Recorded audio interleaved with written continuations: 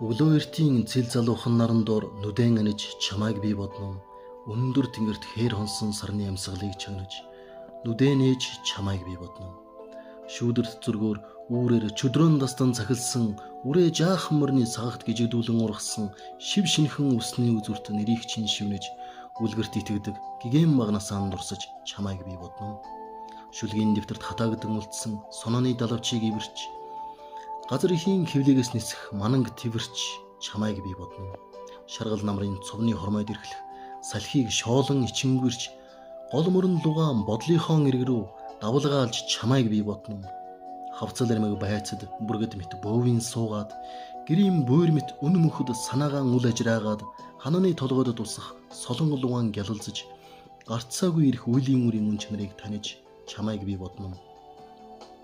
Зүрх зуран анганах товруудын далавчийг ажиж тэдэн шиг чиний сэтгэл рүү нисгсэн гэж чамайг би бодно. Тэнгэр твэрт сэрээд ахин дахин бодолдоон хүлэгдэх шиг зургийг чинь бичгийн ширээнээсээ ширтэн чамайг би бодно. Хараа үлгүйцэн талын хярхахаас сүрэг зээр дэгдэн хуйларч хан хинтийн сүрлэг уулсад цас будангүйрэн өөртөө мансуурахад хөдөө буйдын сайхныг хүн байхын эхлэл гоо сайхны хэмжүүртэй надад бэлгэлсэн хэрлэн их мөрний гай савдагт сүслэж чамайг би бодно.